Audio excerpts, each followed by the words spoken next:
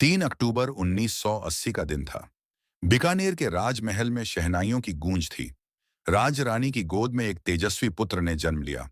उसकी आंखों में ही एक विशेष तेज था, मानो विधाता ने उसे राजा बनने के लिए ही भेजा हो। उसका नाम रखा गया गंगा सिंह। राजकुमार गंगा सिंह को बचपन से ही शास्त्र और शस्त्र दोनों की गहन शिक्षा दी गई।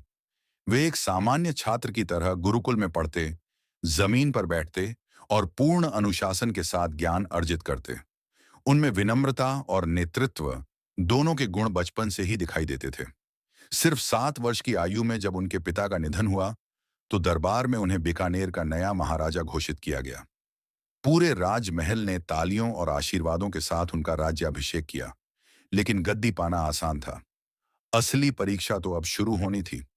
राजा गंगा सिंह हर निर्णय से पहले करणी माता के मंदिर जाते और उनके चरणों में शीश नवाते।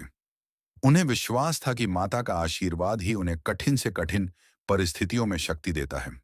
उनकी भक्ति गहरी थी और वही उन्हें सही मार्ग दिखाती थी। जल्द ही अंग्रेजों की कूटनीति से टकराव शुरू हुआ।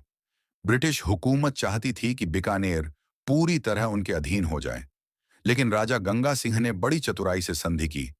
उन्होंने सहयोग भी दिया, पर अपनी शर्तों पर। उन्होंने बीकानेर की स्वायत्तता और गरिमा से कभी समझौता नहीं किया। जब प्रथम विश्व युद्ध छिड़ा, तब राजा गंगा सिंह ने भारतीय सैनिकों के साथ यूरोप की रणभूमि पर कदम रखा। वो अंग्रेजों की सहायता कर रहे थे, पर उनके दिल में एक ही उद्देश्य था। भारत की आवाज लंदन तक पहुंचे और देश के लिए सम्मान अर्जित हो। वे पहले भारतीय राजा बने जिन्हें ब्रिटिश सम्राट के दरबार में आमंत्रित किया गया। उन्होंने बिना झुके पूरे आत्मविश्वास के साथ अपने राज्य की बात रखी। उनका व्यवहार और उपस्थिति एक सच्चे राजपूत राजा की तरह थी। लेकिन वे केवल युद्ध और राजनीति तक सीमित नहीं रहे। उन्होंने बीकानेर को विकास की ओर भी अग्रसर किया। उन्होंने गंग नहर का निर्माण करवाया, जिससे रेगिस्तान में हरियाली आई।